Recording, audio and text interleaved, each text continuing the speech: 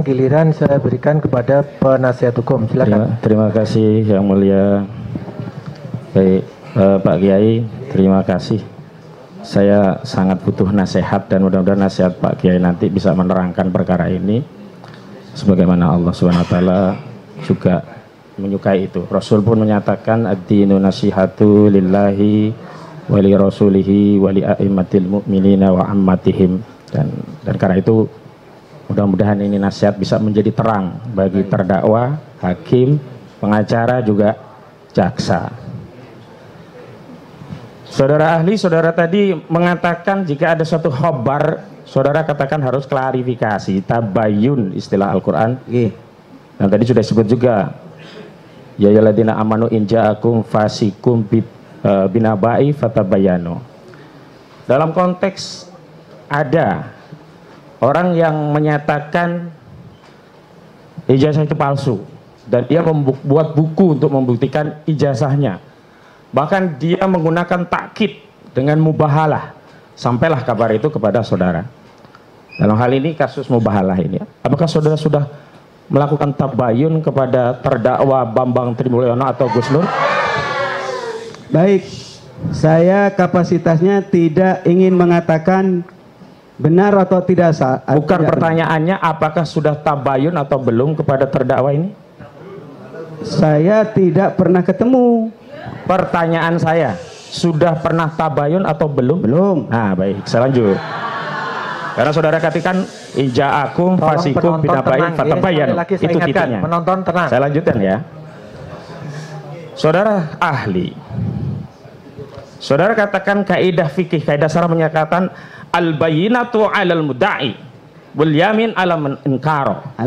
Ala man ankara. Siapa yang mengingkari, begitu. Pertanyaan saya, jika ada suatu kasus orang menuduh kabar bohong, orang menuduh penistaan agama, orang menuduh mengedarkan kebencian dan permusuhan berdasarkan sara, siapa yang harus membuktikan? Apakah orang yang dituduh atau orang yang menuduh pidana sara? Saya fokus yang mulia ya.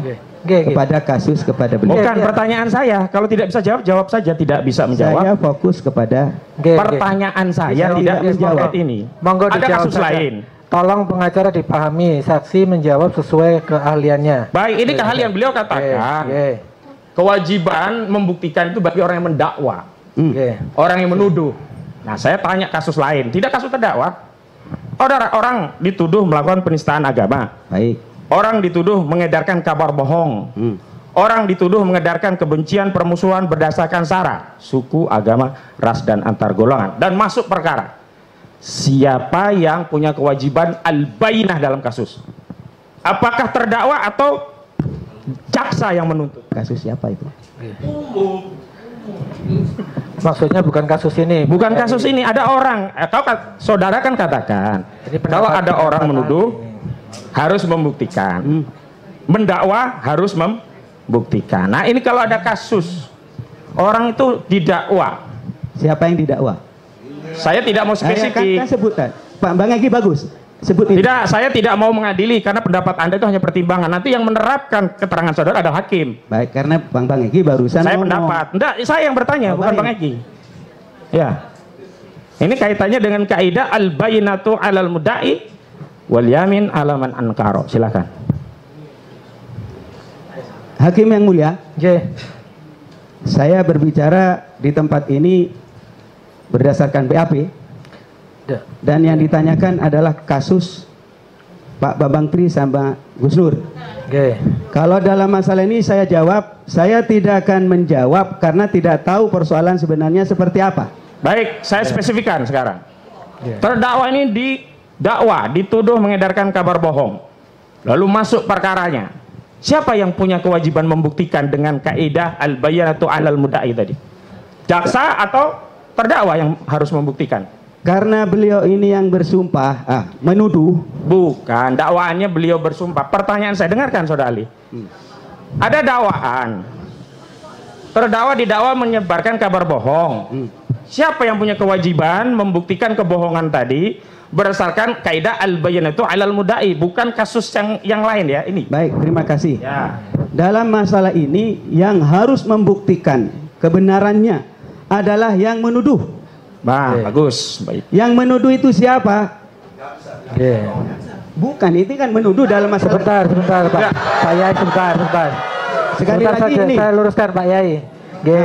Jadi ditanyakan oleh penasihat hukum tadi, kedua orang terdakwa ini didakwa melakukan tindak pidana penyebaran kabar bohong. Ya. Jadi yang menuduh itu memang tuduhannya itu jaksa mewakili negara. Jadi bukan ini ya. Memang di dalam pertanyaannya itu, Oh ya. kali ini jaksa yang menuduh mereka menyiarkan berita bohong, sehingga siapa yang menuduh sesuai pendapat Anda tadi kan, siapa yang menuduh itu yang harus membuktikan kan gitu. Baik. Deh. Dalam hal ini saudara Gus Nur sama Mas Bambang Tri dituduh, kan begitu kan? Sebagai penista agama. Didakwa. Ya, dituduh, didakwa. Didakwa itu dituduh sama didakwa. Dituduh sebagai penista agama, benar. Tuduhannya itu penyebaran berita kebohongan, penodaan agama. Hakim yang mulia, kasusnya ini kan jelas. Beliau ini adalah terdakwa sebagai penista agama. Betul. Itu tuduhannya, tuduhan dakwaannya. Kemudian beliau ini menampilkan banyak hal. Videonya ditampilkan. Kemudian saksi-saksi ahli ditampilkan. Kan semacam itu. Maka saya sebagai saksi ahli ingin mengatakan bahwa al-mudda'i alal bayyinah, bagi yang menuduh harus mendatangkan bukti. Al-bayyinah alal mudda'i. Kemudian bagi orang yang, mohon maaf, jangan diganggu dulu dong. Bagi orang yang ingkar cukup dengan sumpah. Baik. Maka dalam hal ini tidak akan berubah saya menyampaikan ini karena kaidah agama. Demikian. Silakan. Baik, jadi kaidahnya tetap siapa yang menuduh ya, mendakwa berarti harus membuktikan. Ya. Saudara hadir di sini kan dalam rangka membuktikan itu dihadirkan oleh jaksa. Baik, biar konsisten saja. Saya lanjutkan. Kita awali dari status saudara biar nanti tidak menjadi obskur. Apakah status saudara itu atas pribadi atau yang lainnya? Pertama, saudara sebutkan sebagai dari Aswaja Center NU. Benar kan tadi? Benar. Pertanyaan saya, apakah itu organ struktural dari Nahdlatul Ulama? Bagian daripada Nahdlatul Ulama. Organ struktural Nahdlatul Ulama? Bagian daripada Nahdlatul Ulama. Saya tidak struktural. pertegas. Tidak struktural. Ah, baik, begitu jawab. Berarti tidak struktural. Apakah dia bagian dari Badan Otonom Nahdlatul Ulama? Bukan otonom, tetapi sudah diputuskan di dalam muktamar sebagai lembaga. Baik, saya pertanyakan. Badan otonom bukan? Jawab sesuai pertanyaan dulu. Lembaga dari Nahdlatul Ulama. Pertanyaan saya. Badan Banom bukan itu loh. Bukan. Nah, sudah gitu. Saya lanjutkan. Sekali lagi kami ingatkan ya. Sekarang selanjutnya, saudara tadi sebagai wakil ketua Komisi Fatwa MUI DKI dan sebagai Jakarta juga wakil sekretaris kalau nggak salah tadi ya di itu. Pertanyaan saya, saudara hadir di sini mewakili MUI atau pribadi? Saya mewakili saksi ahli, tidak mewakili institusi. Oh, baik, pribadi ya berarti ya. Dan saya lanjutkan. Saudara juga tadi dari santri Cidogri. Ya. Apakah pendapat, pandangan dan apa yang saudara uraikan tadi mewakili pandangan, pendapat Cidogri atau pribadi saudara? Tidak mewakili pesantren. Baik, saya lanjutkan. Saudara juga STNU tadi, apakah pandangan, pendapat dan keahlian yang saudara terangkan dalam persidangan yang terbuka untuk umum ini merupakan pendapat, pandangan dari keahlian saudara mewakili STNU? Tidak. Baik. Saya lanjutkan. Saudara katakan tadi mengajak anak istri itu kan hanya dalam rangka takyidul yamin, memperkuat takkid tentang mubahalah itu. Apa itu menjadi syarat mutlak atau hanya syarat afdoliyah dalam mubahalah? Syarat afdoliyah. Syarat afdoliyah. Baik. Saudara juga katakan tadi yang lebih utama adalah masalah ad-din, akidah dan agama. Apa itu syarat mutlak atau syarat afdoliyah? Yang maksudnya di mana? Apakah harus itu, di luar itu tidak boleh? Boleh, tapi dihindari. Boleh ya, tapi lebih afdol kalau dihindari. Betul kan? Artinya kalau orang mengambil itu kan apakah hukumnya mubah atau haram? Boleh saja. Boleh, mubah ya, berarti mubah ini terdakwa. Saya lanjutkan. Saudara ahli, saya awali dari takrif ya, biar kita nanti bisa mempersepsikan kasus ini secara deskriptif kepada unsur-unsur pidananya. Saya awali dari takrif. Tadi saudara masih menjelaskan secara aspek bahasa lughawi gitu. Tolong dijelaskan takrif mubahalah secara istilahiyah atau secara syarak. Monggo. Baik. Mubahalah itu adalah sebuah praktek sumpah yang dilakukan oleh dua orang. Setelah salah satunya masing-masing dari kedua pihak membuktikan kebenarannya dan salah satunya mau diajak mubahalah, maka itulah mubahalah. Saya lanjutkan. Dalam membuat ta'rif atau definisi itu ada dua unsur penting yang harus kita pertimbangkan. Yang pertama aspek jami'an. Yani apa yang ditakrif atau didefinisikan harus meliputi segala hal yang berkaitan dengan takrif tadi. Yang kedua mani'an, menghalangi atau tidak memasukkan unsur di luar apa yang kemudian menjadi definisi mubahalah tadi, takrif tadi. Pertanyaan saya, dalam takrif atau definisi yang ahli sampaikan dalam persidangan ini, apakah saudara ahli mengetahui bahwa itu sudah memenuhi syarat atau paling tidak sudah memenuhi ketentuan mani'an dan jami'an yang saya jelaskan tadi?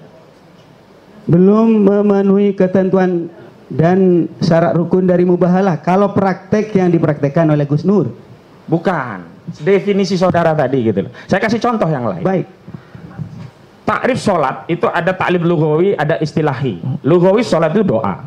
Secara istilahiyah dia adalah ibadah tertentu yang diawali dari takbiratul ihram dan diakhiri dengan salam. Maka kalau kurang misalkan rukuknya kan tidak memenuhi karena ada satu rukun yang tertinggal. Nah pertanyaan saya, kalau saya menjelaskan sholat itu adalah ibadah tertentu diawali dari takbiratul ihram hingga salam, itu kan memenuhi jami'an dan menghalangi ibadah lain yang bukan sholat. Misalkan puasa nggak masuk karena dia tidak pakai takbiratul ihram gitu. Nah definisi atau ta'rif yang saudara terangkan dalam persidangan ini apakah memenuhi kriteria mani'an dan jami'an seperti yang saya jelaskan? Sudah tadi? memenuhi. Sudah memenuhi. Baik, saya lanjutkan. Apakah pandangan saudara tadi muktabar atau itu pandangan pribadi saudara? Muktabar.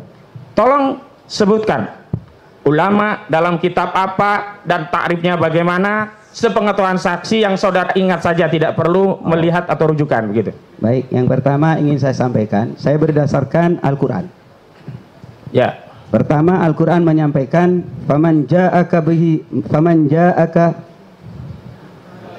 hajaka min ba'di ma ja'aka minal ilm.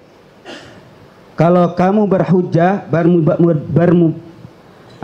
bercekcok, kemudian masing-masing mempunyai bukti, maka kalau sudah masing-masing mempunyai bukti, ini dasar ya, ta'alau, ajak.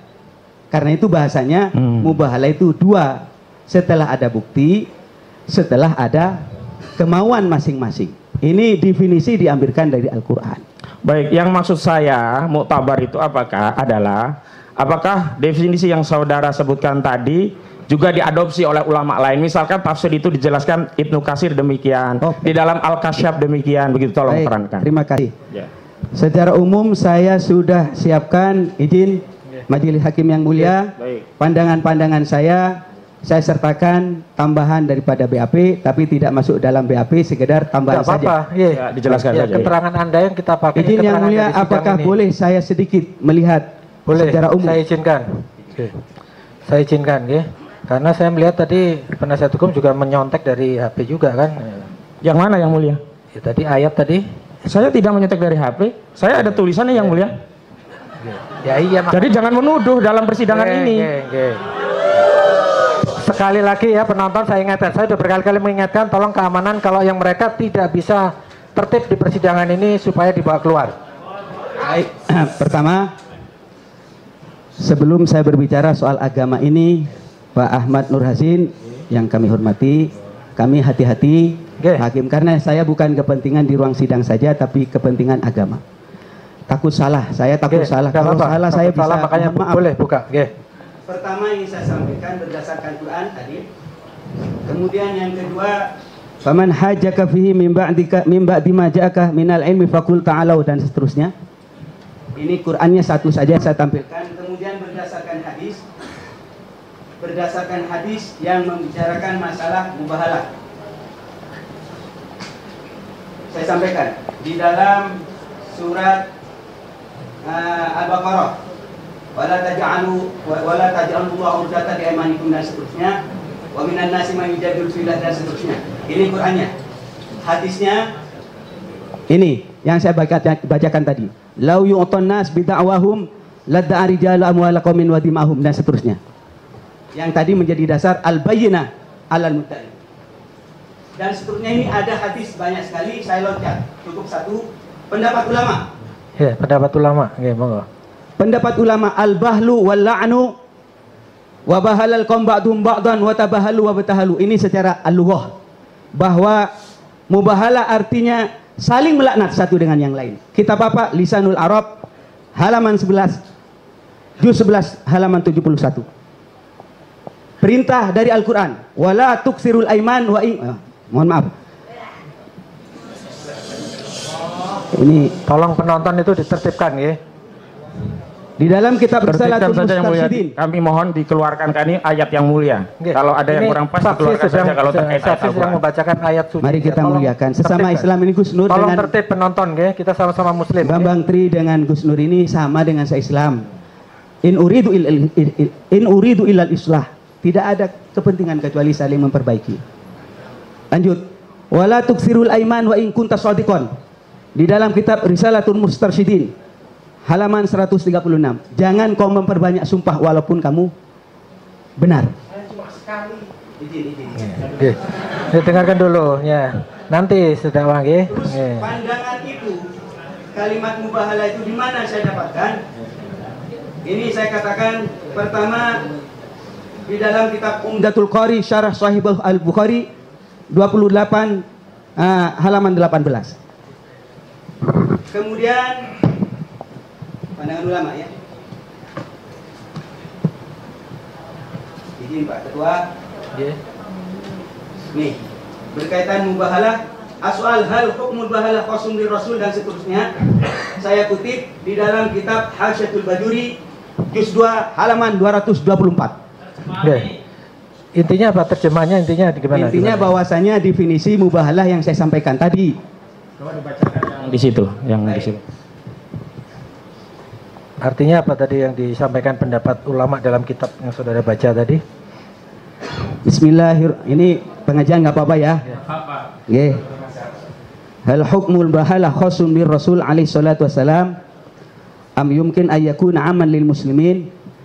Apakah mubahalah itu terjadi di zaman Rasul atau bisa terjadi setelah Rasul, orang muslim sekarang?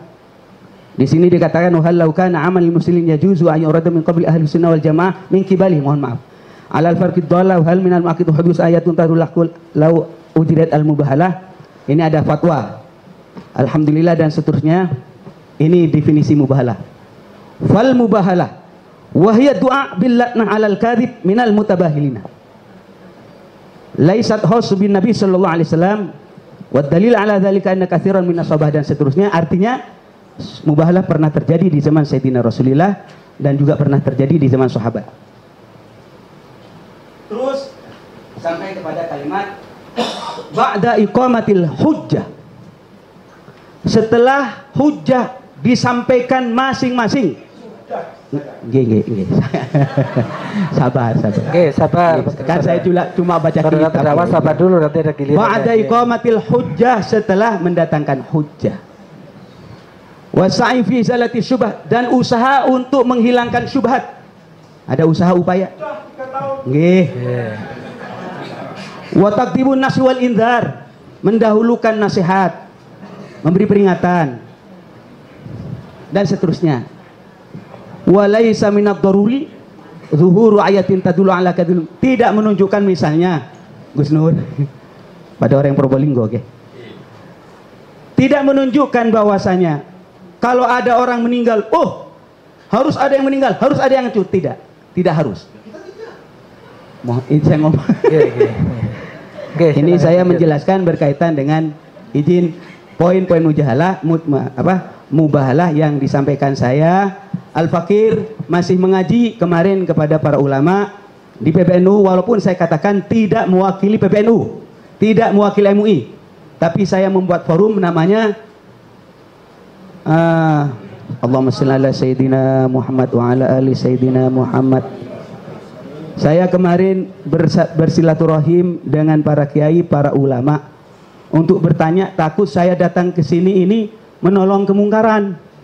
namanya Forum Bahsul Masail. Bahsul Masail yang dilaksanakan oleh Dewan Pengurus Pusat Aswaja Center.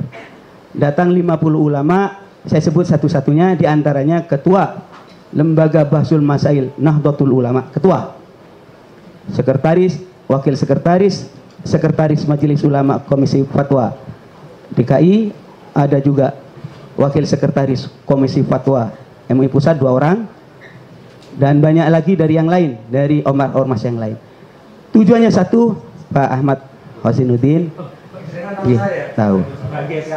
Saya khawatir apa yang disampaikan di sini berangkat dari kepentingan hawa nafsu saya. Malah dalam forum itu saya tanya Gus Nur, kalau memang Gus Nur itu benar, ayo kita katakan benar. Kalau Gus Nur salah, ayo katakan salah. Saya tanya, praktek yang dipraktekkan itu seperti ini, saya tampilkan Gus Nur. Untuk ini diskusi ya. Saya tampilkan, apakah ini benar secara syariat? Dikatakan tidak benar, kan keputusannya nanti saya sampaikan kepada hakim sebagai tambahan. Maka dalam hal ini mohon izin kalau keterbatasan memori saya, tetapi semua sudah tercatat di sini. Demikian Pak Ustadz Ahmad Hosinuddin. Matur suwun Pak Yai, saya lanjutkan. Setelah ta'rif saya masuk kepada syarat dan rukun. Karena ibadah kita itu dalam akad-akad ibadah tentu harus memenuhi keduanya. Baik. Tolong dijelaskan apa ta'rif dari syarat. Saya tidak akan menjelaskan di tempat ini. Saya tidak bisa menjelaskan di depan. Tidak mau menjawab, tidak menjelaskan? Tidak mau menjelaskan. Baik. Kalau pemahaman syarat syarat itu segala hal yang harus dipenuhi sebelum terjadinya akad, itu syarat. Yang kedua, apa yang dimaksud dengan rukun? Saya tidak menjawab itu. Baik, kalau menurut saya saya mau ingin menjelaskan, rukun itu adalah sesuatu yang harus hadir dalam sebuah akad. Misalkan sholat, takbiratul ihram itu rukun, ruku itu rukun, salam itu rukun. Kalau kurang, berarti tidak terpenuhi rukun. Sementara kalau bersuci itu syarat, sebelum sholat syaratnya gitu. Nah, dalam kasus ini, apa yang dilanggar dari, ya katakanlah tadi saudara sudah menyatakan itu ada yang dilanggar gitu. Itu masuk kategori rukun atau syarat yang kemudian dilanggar? Saya sampaikan bahwa pelanggaran yang dilakukan dalam praktek mubahalah itu adalah tidak adanya 2 orang. Terserah Anda menyebutkan apa itu. Ya, rukun itu. Tidak adanya 2 orang. Harusnya mubahalah 2 orang. Ya. Bukan panjenengan sendiri. Saya anggap paket ya, panjenengan sama Pak Bambang. Bukan 1 orang, tapi harus 2 orang. Saya lanjut. Kemudian yang kedua, saya ulangi lagi, mim ba'di ma ja'aka minal ilm. Maksudnya apa? Harus tahu, sadar bahwa punya kebenaran masing-masing. Baru nanti diajak ta'alau. Ayo mubahalah. Saya lanjutkan. Tadi harus ada 2 pihak. 2 pihak itu harus dalam satu majelis akad atau boleh mubahalah tidak dalam satu majelis akad? Sekali lagi harus persetujuan. Harus persetujuan. Ya, kalau sudah setuju misalnya, mubahalah itu kan harus 2 pihak. Itu haruskah dalam satu majelis akad atau boleh terpisah atau Saya boleh menggunakan sarana? Dalam hal ini tentu akan dikembalikan kepada hakim. Ini pandangan saya. Pandangan saudara. Pandangan saya. Ya. Misalkan kan ada juga akad nikah ijab kabul lewat HP itu sudah ada fatwa. Saya nikahi kamu gitu. Kemudian ada wali yang mengatakan si ini ya yang diijab kabul kuterima nikahnya. Tidak satu majelis akad tapi menggunakan sarana misalnya. Nah, dalam kasus mubahalah ini misalkan tidak satu majelis akad. Boleh tidak gitu. Tidak boleh karena ini kan mubahalah sepihak. Baik. Nah, itu yang saya tanya. Ya, lanjutkan. Sekarang saudara saksi, saudara ahli, dalam kasus mubahalah ini itu saya mau merujuk fatwa Majelis Ulama Indonesia tahun 2011 November kalau tidak salah saya baca. Itu ada banyak fatwa, ada fatwa tentang jihad dan khilafah ajaran Islam. Juga termasuk di dalamnya adalah ada syarat dan ketentuan tentang penodaan agama. Baik. Begitu. Tolong diterangkan apa itu syarat dan ketentuan penodaan agama yang saudara ketahui tidak berdasarkan fatwa itu. Kalau saudara tahu fatwa itu, monggo. Baik. Dawabit dan kriteria penodaan agama. Berdasarkan pengetahuan yang saya tahu, karena saya ada di dalam Majelis Ulama Indonesia, saya harus tahu. Dan ternyata tercatat di sini hakim ketua. Dawabit kriterianya. Kriteria dan batasan tindakan yang termasuk dalam kategori perbuatan penodaan dan penistaan agama Islam adalah perbuatan menghina, menghujat, melecehkan dan bentuk-bentuk perbuatan yang lain yang merendahkan. Merendahkan siapa? Al-Quran, Nabi Muhammad, Allah Subhanahu wa taala, ibadah mahdoh, sholat puasa, sahabat Rasulullah, simbol-simbol dan syiar agama yang disakralkan seperti Ka'bah, masjid, adzan, termasuk adalah sumpah-sumpah yang dipraktikkan.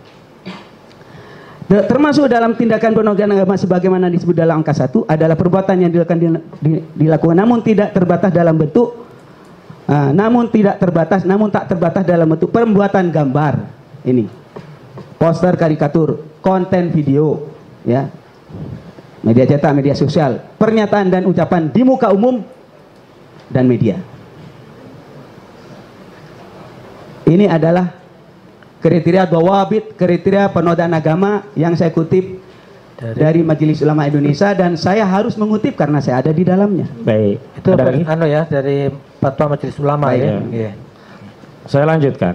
Tadi kan yang paling krusial adalah tidak dalam satu majelis akad tidak ada dua pihak, tidak ada akidain gitu loh.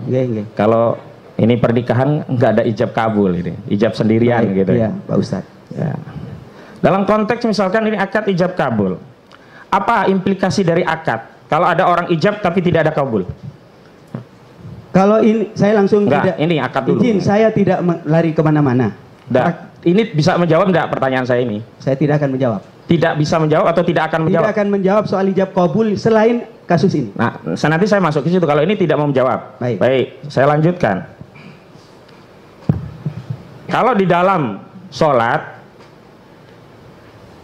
itu ada salah satu rukun tidak terpenuhi, apa implikasi hukumnya?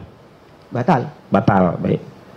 Seorang muslim sholat tidak terpenuhi rukunnya, batal. Apakah dia kemudian juga disebut sebagai penoda agama? Tidak otomatis. Persoalannya adalah lanjut. Ketika diumumkan, ya, ketika di YouTube-kan, ya, andaikan salah berdua, Gus, sholatnya salah. Ya. Hanya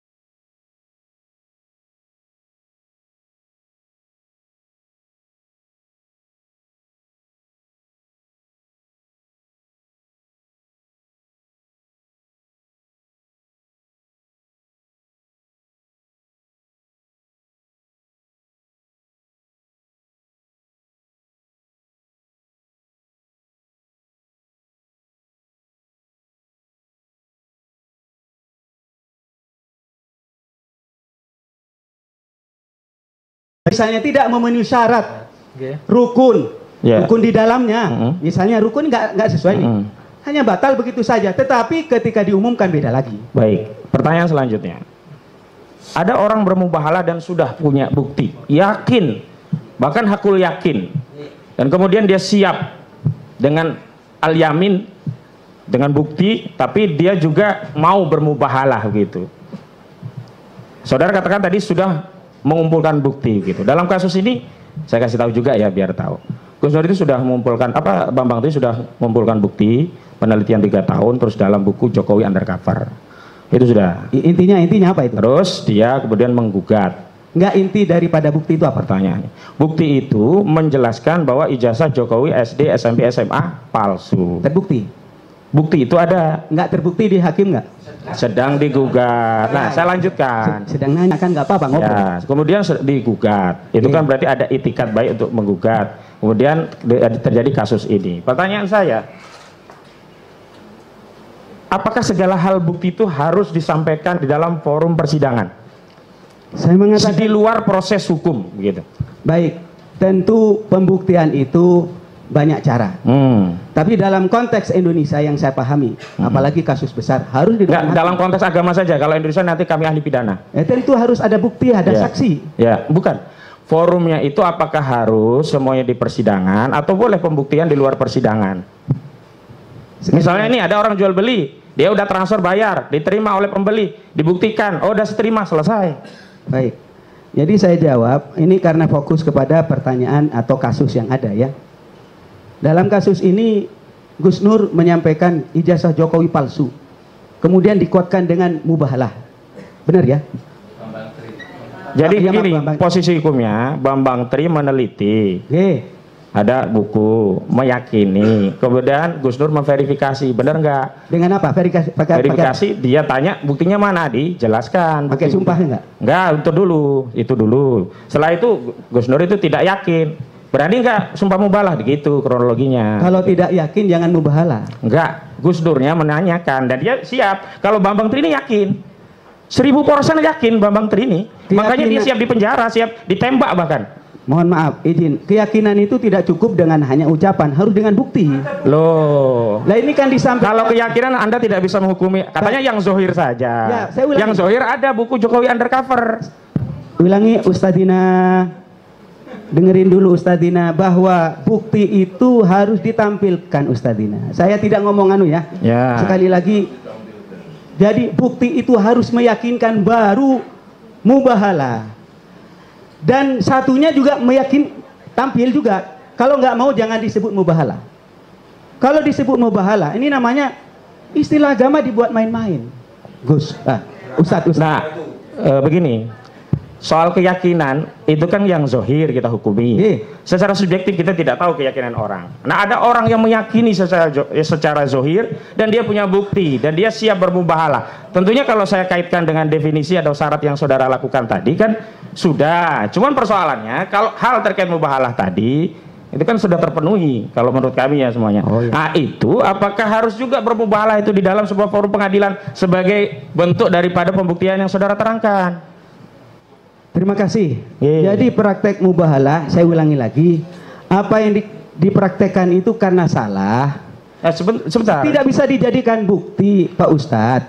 Bukan. Kalau dalam penuduhan itu bukan. Saya kembali ke Rasul lah begini. Kalau Rasul mubahalah itu apakah yang dilakukan Rasul mubahalah itu harus di pengadilan atau tidak? Nah, Rasulullah kan pemilik tertinggi daripada kebenaran. Perlu dengan pengadilan atau tidak gitu loh.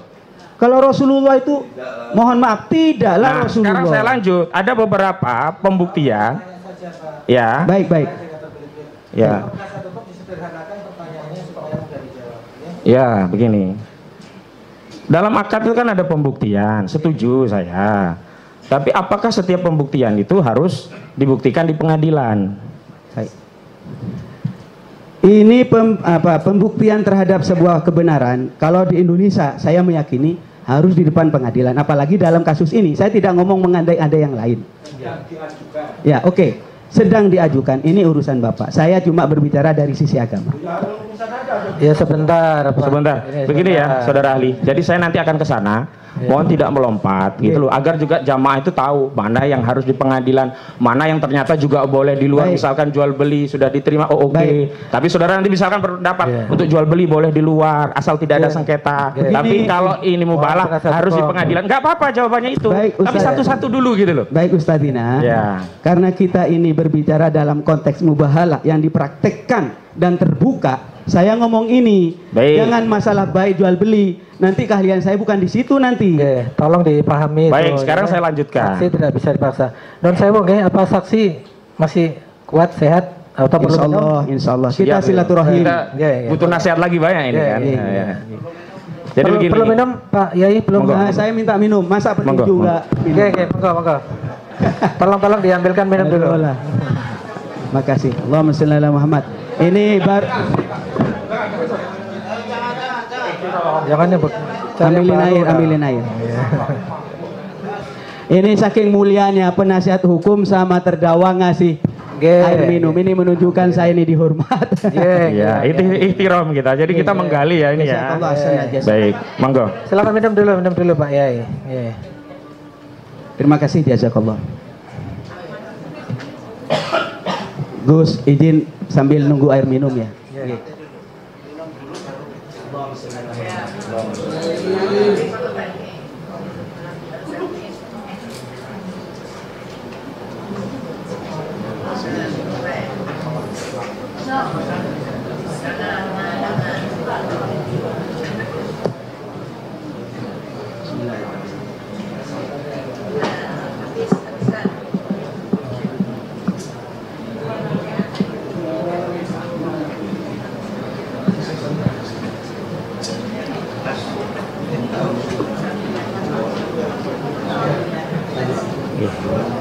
silakan dilanjutkan penasihat hukum. Jazakallah. Baik. Terus sampai berdiri saya takut cantengan. Terus. Duduk sajalah. Ya, cantengan. Oh, boleh yang mulia. Izin sebentar sambil cantengan ini. Anda mungkin supaya jangan kaku kakinya, kesemutan. Oh, belum. Lanjut.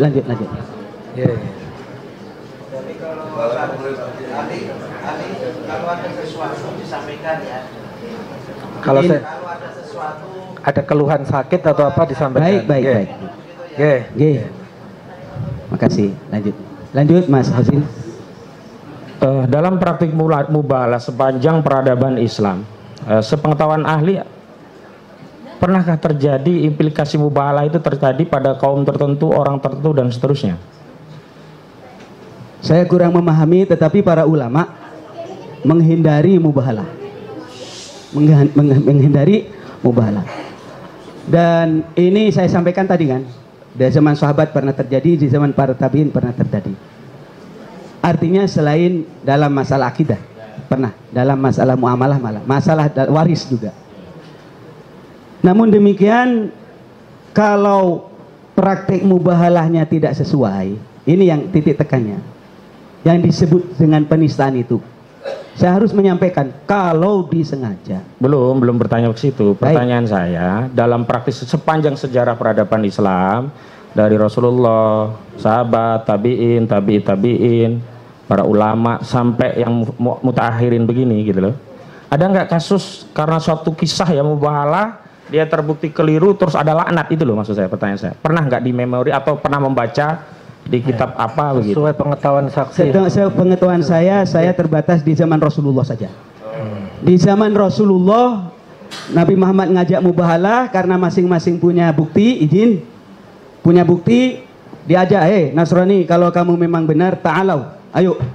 Ternyata Nasrani nggak mau. Gak berani, karena mereka mengatakan kalau kita mau nggak ada orang Nasrani di bumi. Saking apanya, saking ngerinya itu. Demikian. Yang lain, mohon maaf, literatur saya terbatas. Baik. Tapi di sini ada disampaikan. Baik. Saya lanjutkan. Dalam istimbatul hukmi atau menggali hukum, kalau dalam tata kelola perundangan itu kan kami ada urutan perundangan ya, pasal 7 Undang-Undang Nomor 12 Tahun 2011 tentang pembentukan peraturan perundang-undangan. Ada Undang-Undang Dasar, Undang-Undang atau Perpu, TAP MPR, Undang-Undang atau Perpu, Perpres, Perda dari provinsi, kota dan kabupaten. Nah, dalam Islam hierarki sumber hukum untuk melakukan istimbat hukum itu apa saja?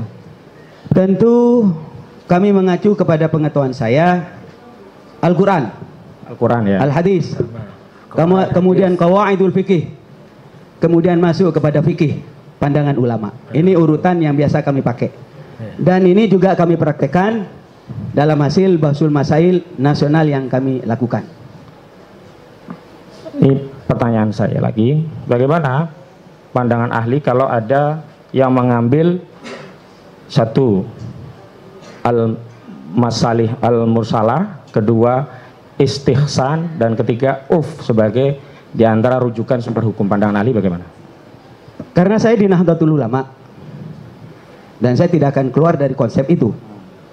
Nahdlatul Ulama dan saya di dalamnya tetap menggunakan Al-Quran, hadis, ijma, qiyas. 4 itu ya? Iya. Tapi kalau umpamanya diruntut Al-Quran, hadis, qawaidul fikih. Kalau kita katakan di dalam konsep organisasinya itu yang pertama. Maka umpamanya yang lain dipakai, itu bukan tradisi kami. Al-uruf, al-istihsan, dan seterusnya. Tapi saudara mengetahui bahwa ada tradisi intelektual keulamaan yang juga menggunakan itu di mazhab yang lain mungkin begitu? Silakan, saya mengacu kepada ini. Bagaimana Anda ketahui? Enggak, saya bertanya, saudara mengetahui tidak bahwa ada ulama lain yang merujuk sumber hukum selain 4 tadi dengan tambahan al-masalih mursalah, istihsan, uruf gitu. Ini pertanyaan, bukan penjelasan. Silakan, kan hak orang kan. Ada kan, ya boleh ya. Oke, saya lanjutkan. Dalam konteks yang saudara saudara jelaskan tadi itu kan, kalau boleh ya, saya kualifikasikan sesuatu yang istihadiyah.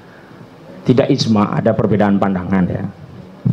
Nah, dalam hal yang istihadiyah tadi, apa yang kita harus lakukan agar satu mendapatkan kuatud dalil, ya argumentasi yang kuat. Yang kedua bisa menghasilkan keputusan yang sorry, tegas, lebih kuat daripada yang lainnya. Atau kalau dalam istilah NU kan ada Paksul Masail gitu kan. Kalau di Muhammadiyah ada tarjih gitu. Silakan. Baik. Izin yang mulia kami sampaikan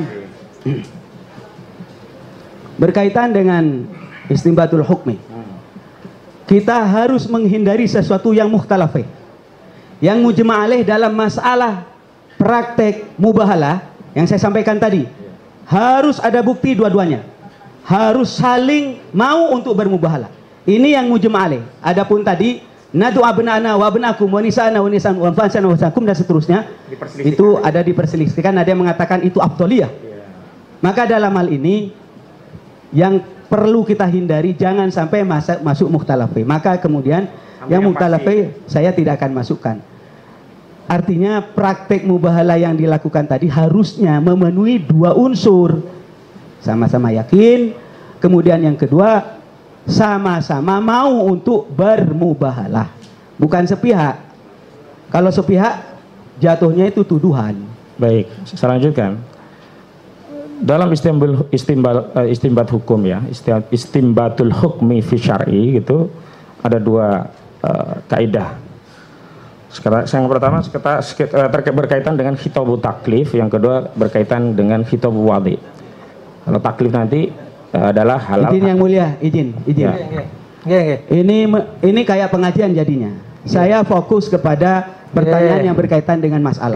Tadi saya melihat saya ingin mengambil metode dia yang diambil apa yang mulia, karena di sini tadi dikatakan ada ikhtilaf, sehingga kami boleh menggali pandangan apa yang ikhtilaf, mana yang isma, begitu. Saya ulangi lagi. Kalau tidak mau menjawab, tidak apa-apa. Ustaz, dengerin saya. Sebentar. Dalam masalah ini, yang mujma' alaih, bukan itu pertanyaannya. Iya kan, saya katakan, saya hindari sesuatu yang mujma' yang ini pertanyaan saya ulangi. Ayo. Sebentar. Ada khitabu wadi, ada khitabu taklif. Kalau taklif itu kan al-hakam al-khamsah, wajib, sunnah dan seterusnya. Kalau khitabu wadi itu terkait mani, syarat, batal, rukun, sah, buhat dan seterusnya. Nah, pertanyaan saya itu loh, mau ke pertanyaan. Sebenarnya pertanyaannya mudah, tapi saya kasih pengantar. Dalam konteks itu abu taklif, hukum mubahalah itu apa? Dalam konteks al-akam al-khamsah. Boleh ya, mubah ya? Boleh. Nah, tapi dihindari ya. Nah, ya. Saya mau gitu loh. Yang kedua, selain apa yang saudara jelaskan tadi, ini kan terkait khitabu wadi. Bagaimana menyempurnakan taklif mubahnya mubahalah. Maka ada syarat, rukun, sah, batal, ada mani misalkan penghalang. Yeah. Nah, dalam kasus ini mubahalah itu, adakah mani bagi non muslim untuk melakukan mubahalah? Saya ulangi lagi, saya tidak menjawab masalah yang lain. Baik. Itu hak saksi ya. Ya, Tolong baik. dipahami penasihat hukum.